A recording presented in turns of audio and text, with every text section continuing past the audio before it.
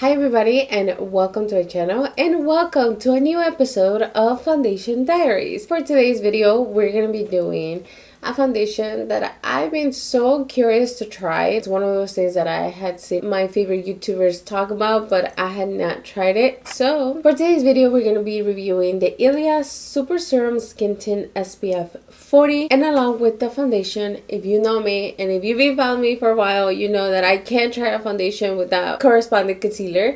So we're also going to be trying the Ilia True Skin Serum Concealer. Now, these products are not new, they're just new to me, but it's something that I've been really curious about because normally when you think about clean beauty or skin tints, I always think of something that is not going to have a lot of coverage or something that it's just going to be for every day. So that's one of the reasons why I was very curious to try this foundation in particular. So I'm going to be showing you how I apply it. And as per usual with my foundation diaries, I'm going to take you throughout my week to show you what the foundation looked like with different powders, different primers, and all that kind of stuff. If you are excited about this video, please don't forget to subscribe and hit the notification bell so you're notified every single time I post. And now, without further ado, let's get started.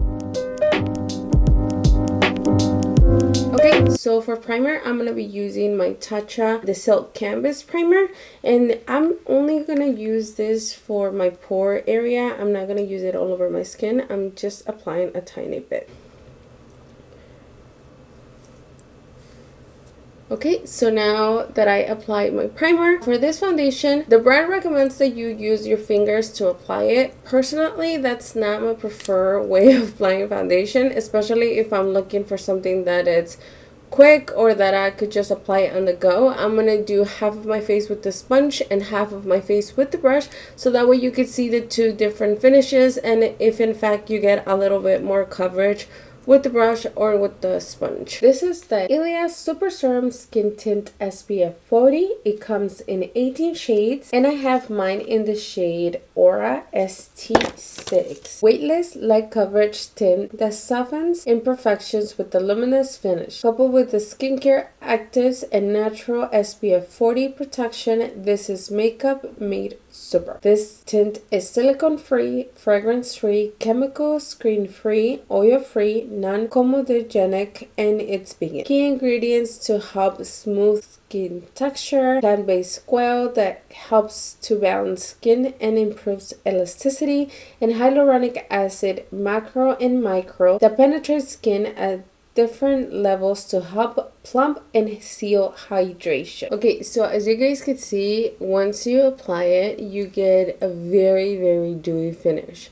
Now, one of the things that I found out about this foundation is that you definitely don't want to apply any other primers underneath, only because this is a serum foundation, so it has skincare and makeup in one. So sometimes when you mix it with other primers or stuff like that, it tends to ball up and it tends to look kind of strange. So what I found personally is that if you just do your skincare maybe like 10-20 minutes prior, that's the way that the foundation is going to look its best. And then as far as the pores, obviously since it's a more dewy foundation, it does tend to emphasize it like crazy. So something to just blur out your pores would be perfect, but other than that, the best way to apply it would be with nothing underneath. So for the concealer, I'm going to apply one side with the brush and one side with the sponge, the same as I did with the foundation, so that you can see the difference in finish. In the True Skin Serum Concealer, this concealer comes in 12 shades and I have mine in the shade 1. This is a clean, formulated, silky, lightweight, medium coverage serum concealer with the skincare benefits.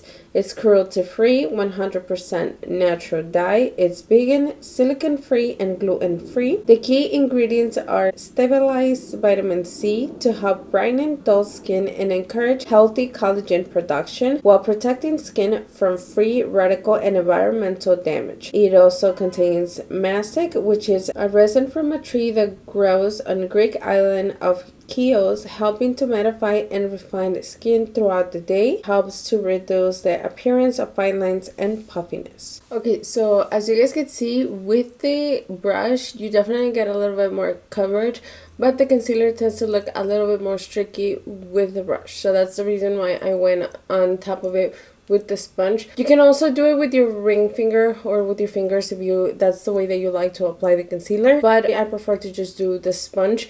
The sponge does pick up a lot of the product, whether it is the foundation or the concealer, so that's something to have in mind, that if you are going to be using your fingers, well, obviously you will save a lot of the product, but if you do decide to go with the sponge, you're going to end up using a little bit more product. The brush doesn't pick up a lot of the product. I noticed that it does keep most of the product on your skin. The brush that I'm using is the Sephora Pro Core Diffuser Angle number 95. I love this brush because it's more of a kabuki in the middle and it has more of a stippling on the ends, so it helps you to blend the foundation pretty nice. So that's one of the brushes that I prefer to use with this specific foundation. As you guys can see, it's been a couple minutes and it's finally like settling down. Obviously the color does switch a little bit. In the description it says that it's more of a self-adjusting colors. When you get it out of the bottle, it's gonna look a lot lighter than what it's gonna look on your skin, so that's something to have in mind when you're picking out your color. The concealer itself, I don't notice that it switches colors as drastically as the foundation. It does settle into your line, so you do have to kind of tap it or set it with something, because other than that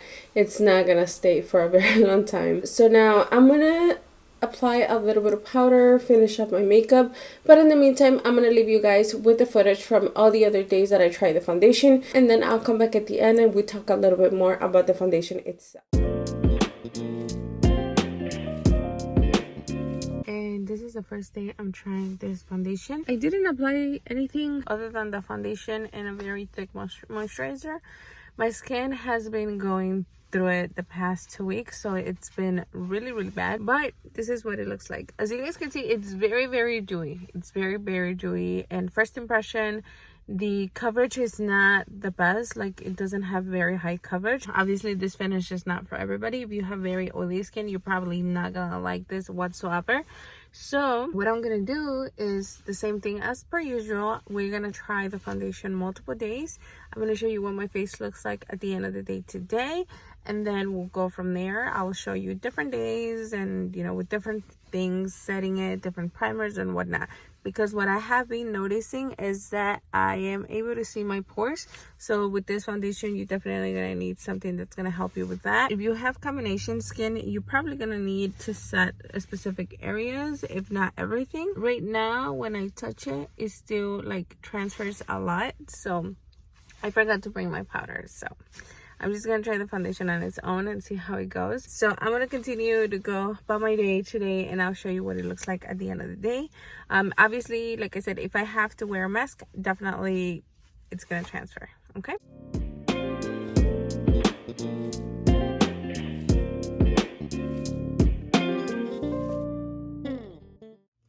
Hi. Okay, so this is the second day I'm wearing the foundation. For today, I use my Too Faced primer, my Tarte pore primer, so that we can kind of like blur the pores. And then I use my By Terry setting powder. And for whatever reason, I don't know if it's because I just applied it, my face looks super white compared to my body. I'm pretty sure you guys could see it.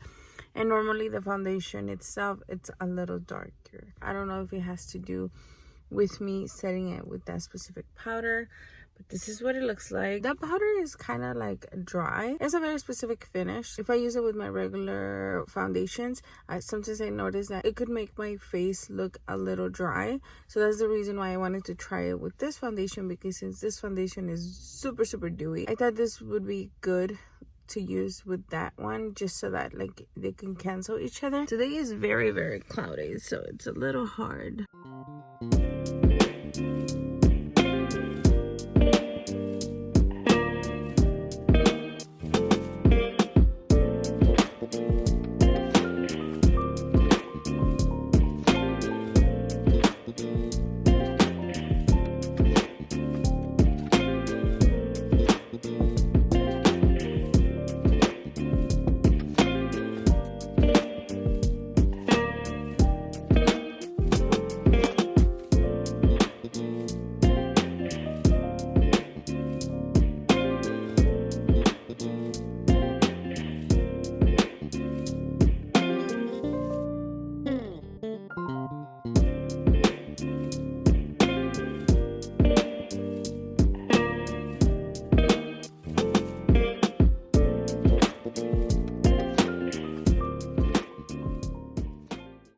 Okay, so for today, for primer, I use a Revlon primer. I think it's the skin. I'll put a picture right here. But this is what it looks like. Honestly, I'm having such a hard time to find the right combination for this foundation. Sometimes it's way too matte, way too dry, and then some other times it kind of like clings into specific areas. Like here, like it kind of separates. It never really blends into my skin. So I don't know, I'm having a really hard time. But this is what it looks like. I applied it maybe like an hour ago, so I'll check back with you guys and see how it looks at the end of the day. I do have to wear a mask today, so I'm not sure how it's gonna look on this area, but yeah, this is what it looks like.